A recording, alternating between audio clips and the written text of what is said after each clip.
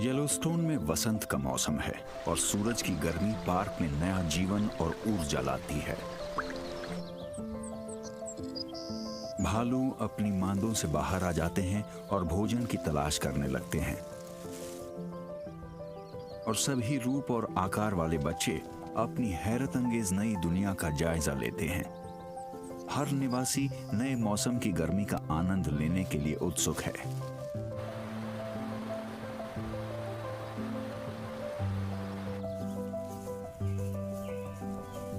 ये एक जादुई समय है, उम्मीद से भरा।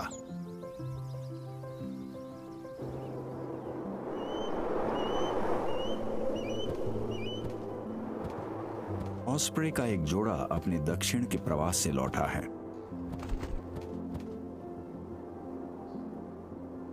ऑस्प्रे अक्सर साल दर साल अपने पुराने घोंसले में ही लौटते हैं और ऐसा लगता है कि इस घोंसले को मरम्मत की जरूरत है।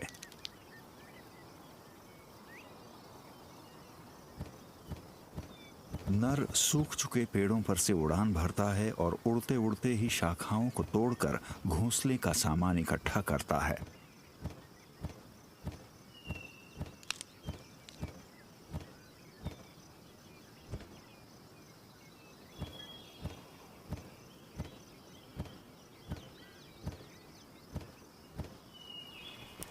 फिर ये उन्हें फीमेल को दे देता है, जो तिनकों को इकट्ठा रखकर उन्हें घोंसले की शक्ल देती है।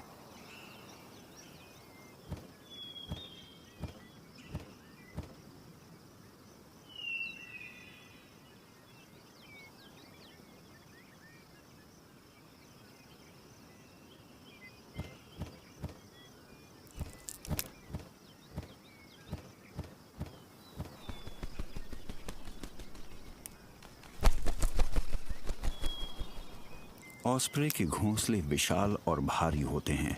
इसकी एक वजह यह है कि वो साल दर साल इस्तेमाल किए जाते हैं। वे 10 फीट से अधिक गहरे और 6 फीट चौड़े हो सकते हैं, क्योंकि हर मौसम में और ज्यादा तिनके जोड़े जाते रहते हैं।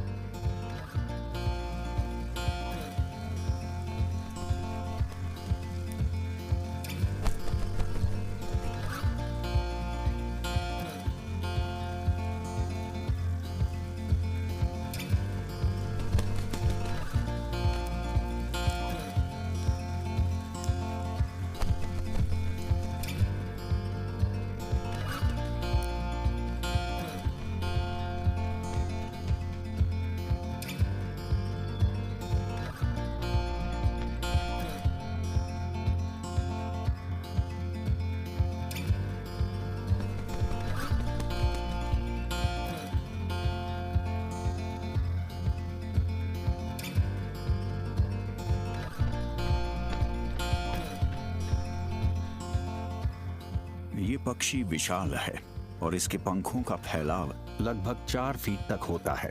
चूजों और माता पिता दोनों को संभालने के लिए उनका घोंसला बड़ा और मजबूत होना चाहिए।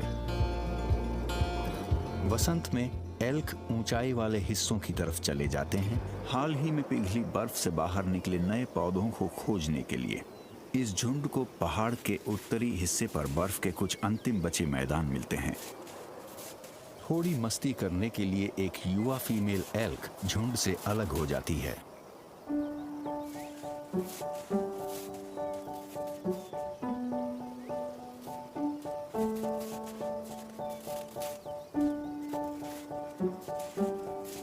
वाह, इसे कुदरत का एयर कंडीशनर कह सकते हैं। गर्मियों में परेशान करने वाले कीड़ों से राहत पाने के लिए भी एल्क इन इलाकों की तलाश करते हैं।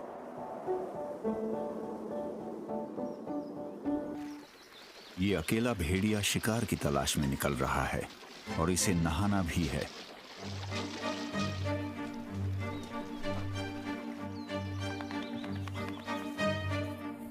भेड़िए झुंड के बिना ज्यादा समय तक जिंदा नहीं रह पाते हैं, इसलिए किसी भी तरह की खुराक ढूंढना बहुत ही जरूरी है।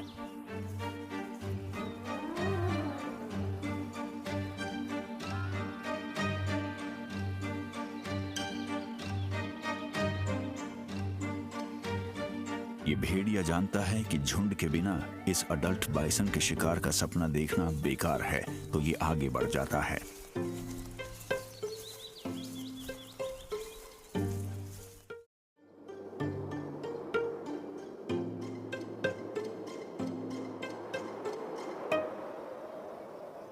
वसंत का सूरज पार्क को गर्म कर रहा है और ये फीमेल गोल्डन ईगल अपने अंडे को गर्म कर रही है। ये और उसका साथी पूरी उम्र के लिए जोड़ा बनाते हैं और मेल परिवार के लिए भोजन लाने के लिए शिकार पर निकल जाता है। ये इंक्यूबेशन के पूरे 6 हफ्ते की अवधि के दौरान ऐसा करता रहेगा और कभी कभी ये भी अंडे को सेकने का काम करेगा ताकि फीमेल को भी अपने पंख फैलाने का मौका मिले।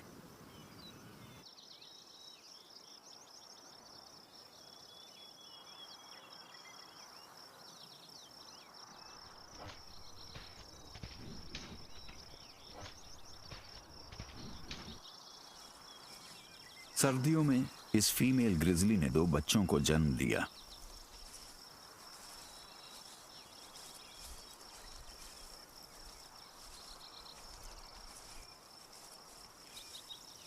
ये बच्चे पहली बार दुनिया देख रहे हैं।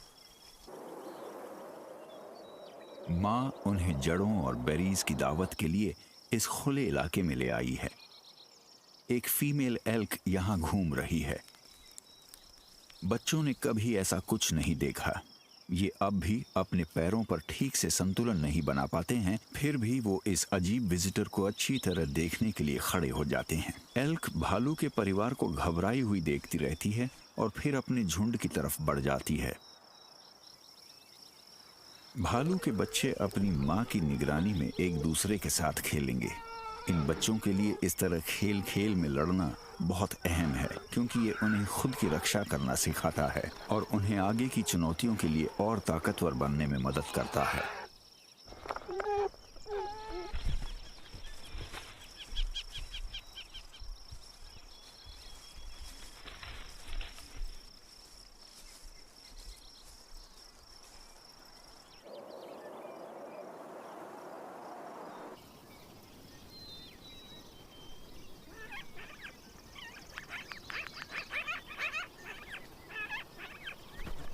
इस ग्रेट हॉर्न्ड आउल का ध्यान सिर्फ अपने काम पर है,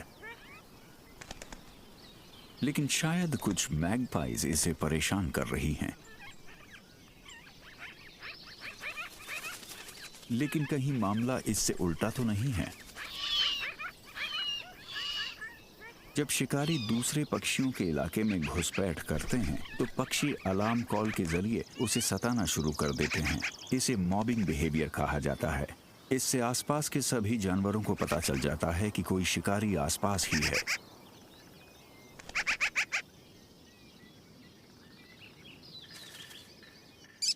इस हलचल की तरफ एक कैस्ट्रल का भी ध्यान जाता है। ये एक छोटा शिकारी पक्षी है। उल्लू ने उसके इलाके में घुसपैठ की है, लेकिन उल्लू अभी भी उसके इलाके से हटने को तैयार नहीं। आखिरकार उसका चूजा दिखाई देता है। मां बस जैसे अपने बच्चे का ही इंतजार कर रही थी, तो अब इनके इलाके से निकलना ही समझदारी है।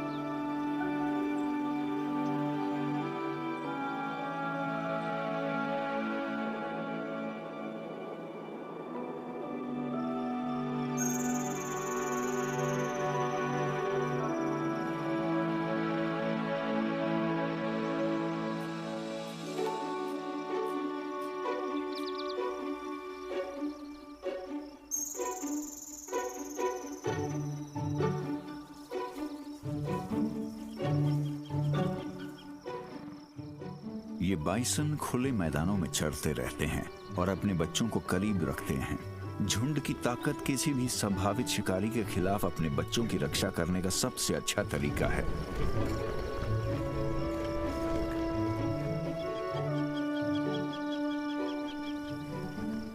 बाइसन ताजा घास की तलाश में हमेशा चलते रहते हैं।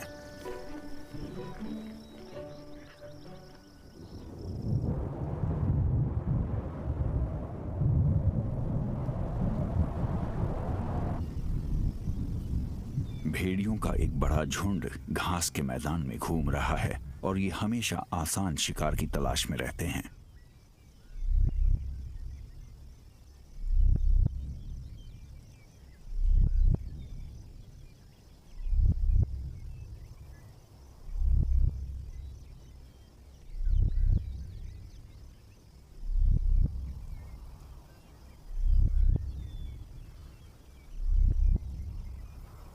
बाइसन के ये बछड़े अच्छी खुराक साबित हो सकते हैं।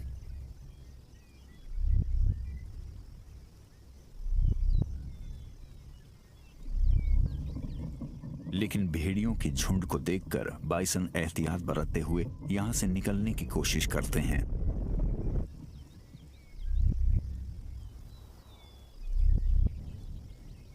लेकिन भेड़िए एक दूसरे को आवाज लगाते हैं और झुंड को घेरना शुरू करते हैं।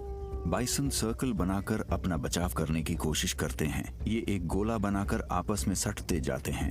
फीमेल बछड़ों को घेरेगी और मेल उन्हें घेर लेंगे। फिर वो मुड़ते हैं और अपने हमलावरों का सामना करते हैं।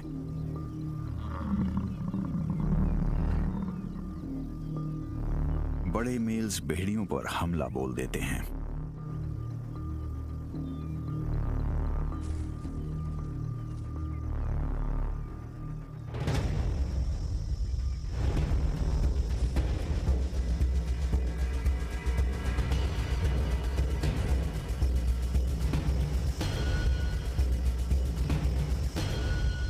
बाइसन का ये झुंड ताकतवर है और ये भेड़ियों के हमले को नाकाम बना देते हैं।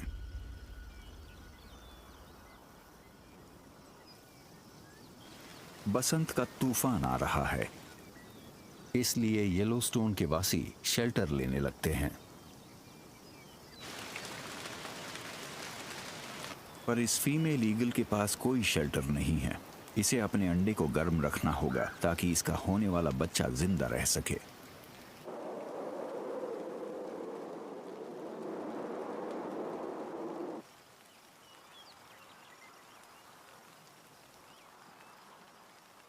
एक फीमेल प्रोंगहॉर्न अपने बच्चों की देखभाल में लगी है।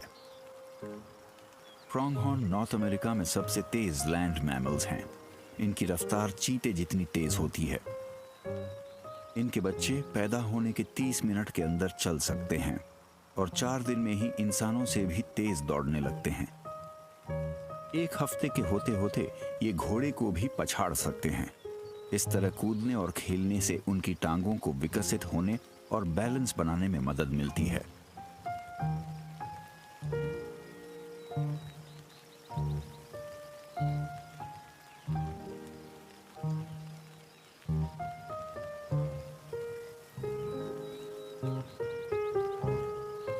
माँ बराबर नजर बनाए रखती है कि कहीं कोई शिकारी तो आसपास नहीं।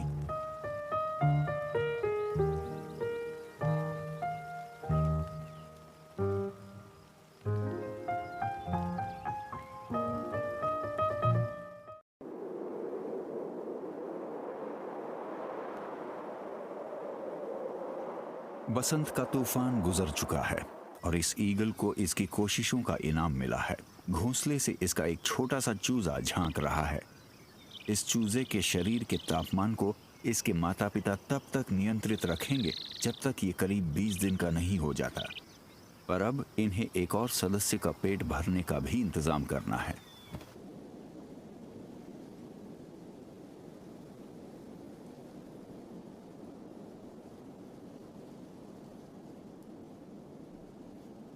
ये तीनों भालू भाई बहन हैं। हाल ही में मां द्वारा छोड़ दिए जाने के बाद ये अब अपने दम पर हैं, लेकिन फिर भी एक दूसरे को छोड़ने के लिहाज से ये बहुत छोटे और अनुभवहीन हैं। अगले 1 या 2 साल के लिए ये एक साथ अपनी दुनिया को खोजेंगे, भोजन की तलाश करेंगे और साथ खेलेंगे भी।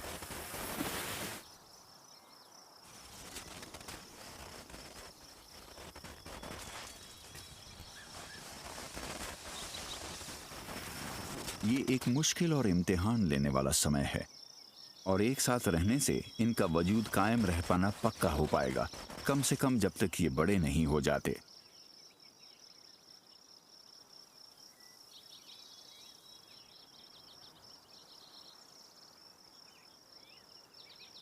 एक माँ और उसके 2 शावक रिज पर नजर आते हैं।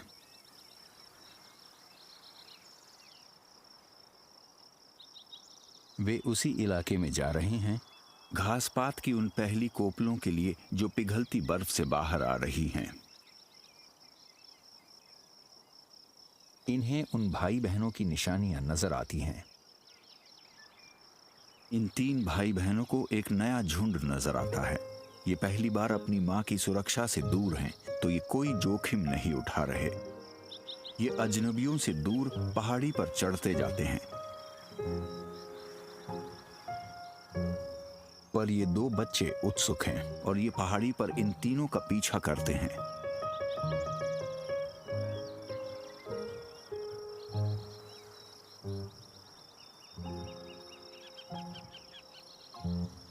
बड़े होने के दौरान ये इसी तरह सीखते जाएंगे। ये इनके आपसी मेल मिलाप का एक तरीका है।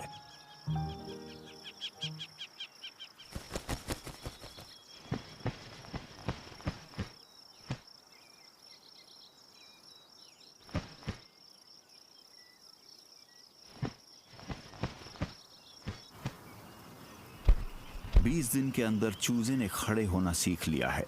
ये तेजी से बढ़ रहा है।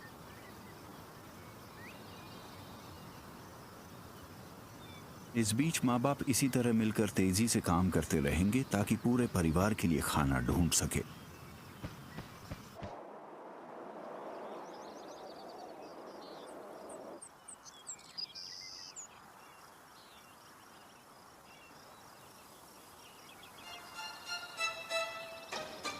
हमारे अकेले भेड़िए को पास ही चल रहे 2 एल्क की गंध मिल गई है।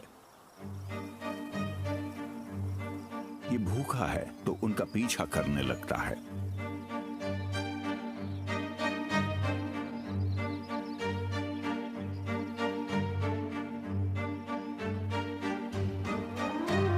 शिकार में इसका साथ देने के लिए झुंड तो है नहीं, तो इसके पास एक ही रास्ता है कि ये इन्हें थकाकर अपना मौका तलाशे।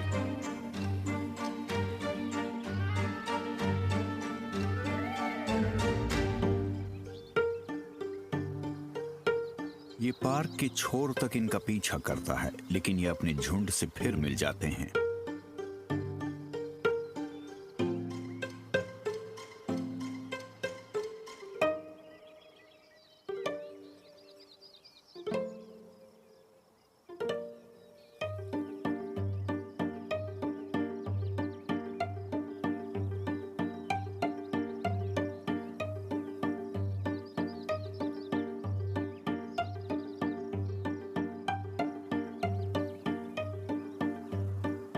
यहाँ बेशक कई टारगेट हैं, पर इनमें अभी काफी ताकत भी है। लेकिन भागदौड़ करके इसने खुद को थका लिया है।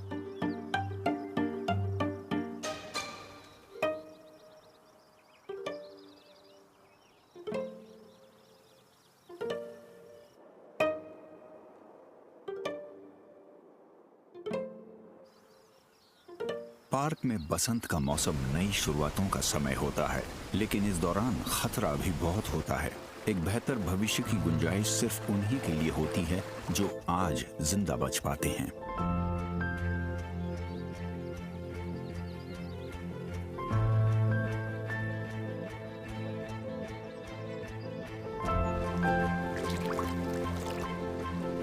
हमने येलोस्टोन नेशनल पार्क को गर्मियों, पतझड़, सर्दियों और बसंत के दौरान देख लिया है।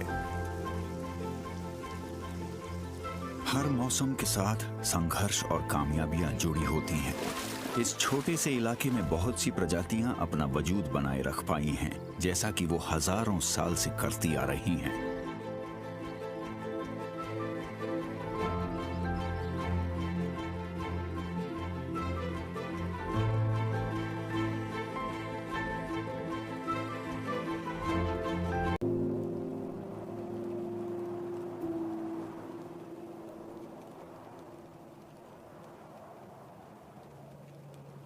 येलोस्टोन नॉर्थ पोल और इक्वेटर से बराबर दूरी पर है और यहाँ चरम स्थितियां दिखाई देती है।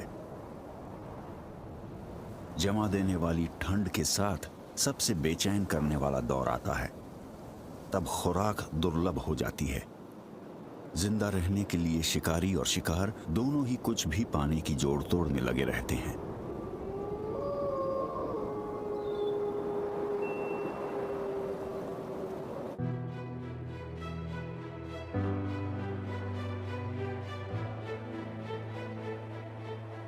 सूरज के जरिए तीखी ठंड से थोड़ी राहत मिलती है।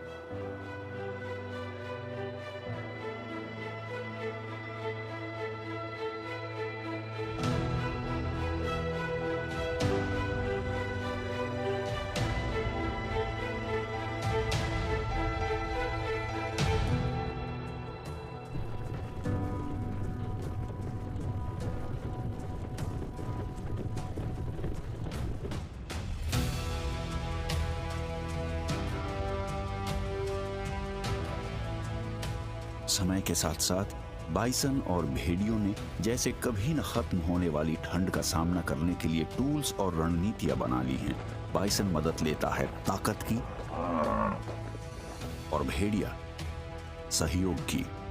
सहयोग के बल पर ये दमदार जीवों का शिकार कर लेते हैं।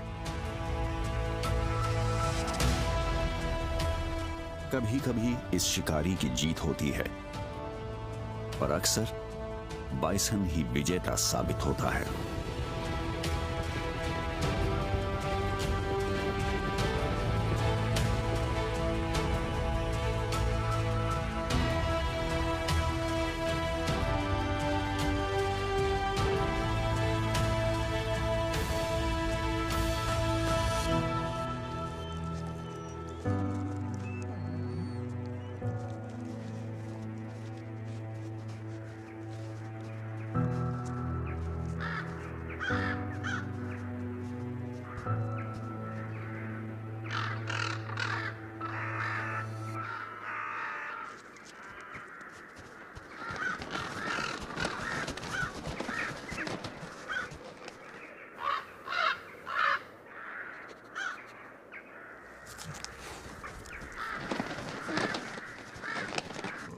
खुराक के मिलने पर कभी कभी झुंड में सहयोग की जगह संघर्ष होने लगता है।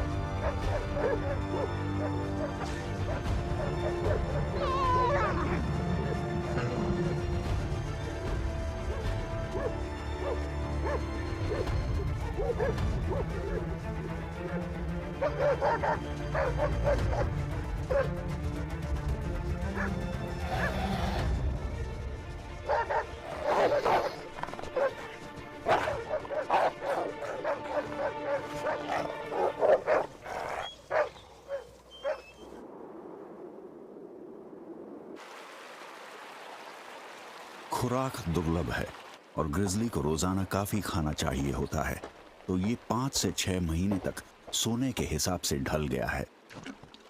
सर्दियां विदा लेती हैं तो ग्रिजली अपनी मांद से निकलते हैं और तब इनके दिमाग में सिर्फ पेट भरने का ही ख्याल होता है।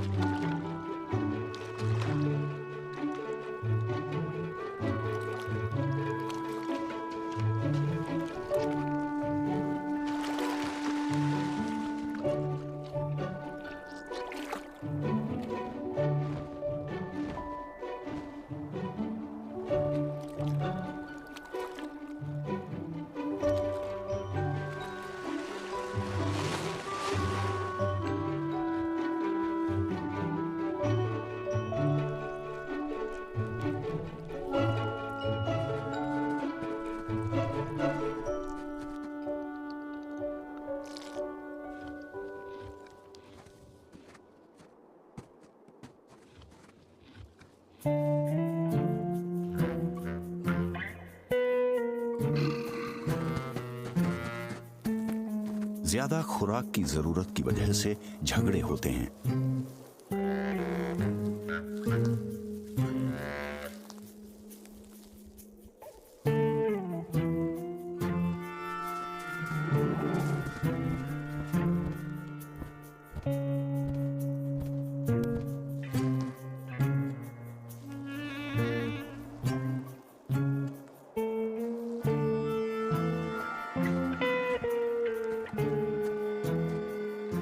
और जब ये और नहीं खा पाता तो फिर बचे खुचे निवालों को निपटाने के लिए स्कैवेंजर्स हमेशा आसपास ही मौजूद होते हैं। बसंत में पहाड़ों पर बर्फ पिघलती है और ग्रेविटी के कारण पानी तेजी से नीचे आते हुए, चट्टानों को काटते हुए, पहाड़ों में गहरी खाइयां बनाते हुए नदी घाटियां बना देता है, जिनमें जल्दी ही हजारों जीवों की गहमा गहमी दिखने लगती है।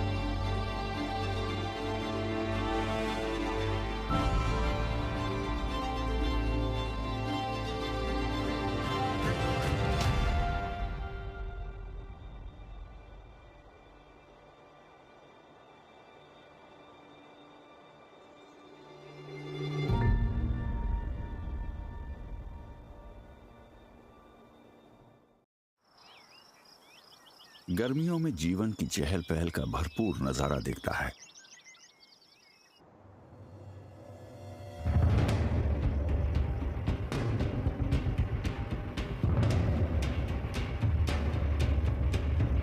पर जीवन के साथ आपसी मुठभेड़ भी जुड़ी होती हैं।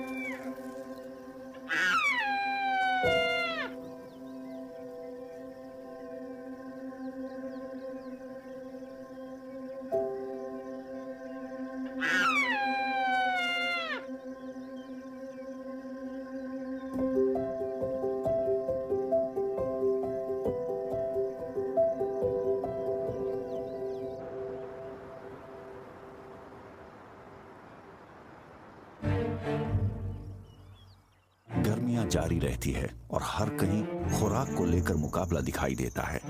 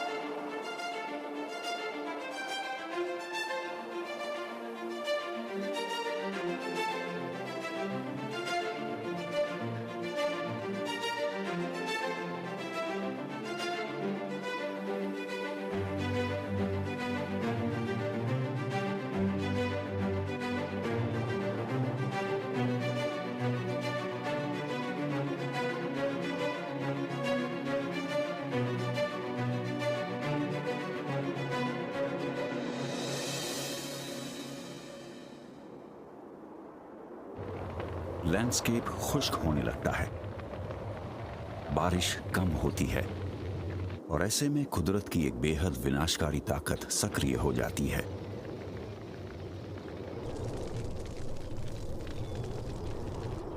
लेकिन पहाड़ियों पर धधकती आग के साथ साथ मुठभेड़ों की धमक भी दिखती है।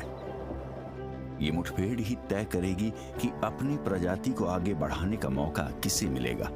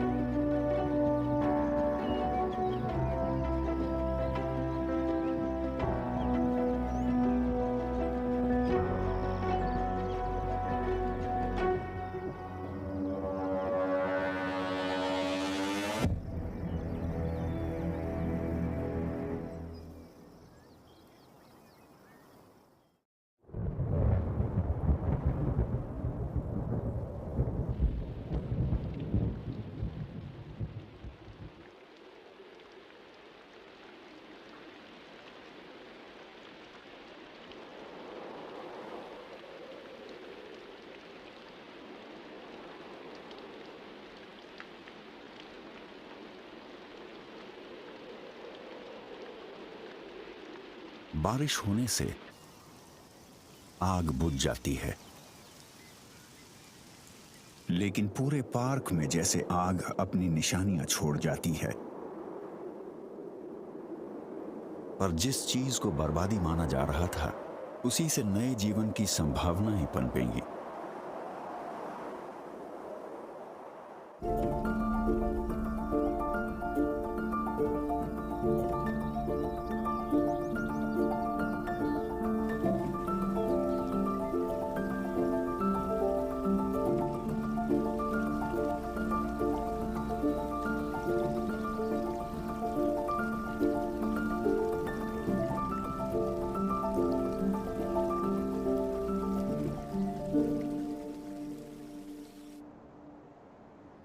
पतझड़ में दिन छोटे हो जाते हैं। सर्दियों की आहट खुद का वजूद बचाने की जरूरत को तेज कर देती है और साथ ही पाने की चाहत सबसे अहम हो जाती है।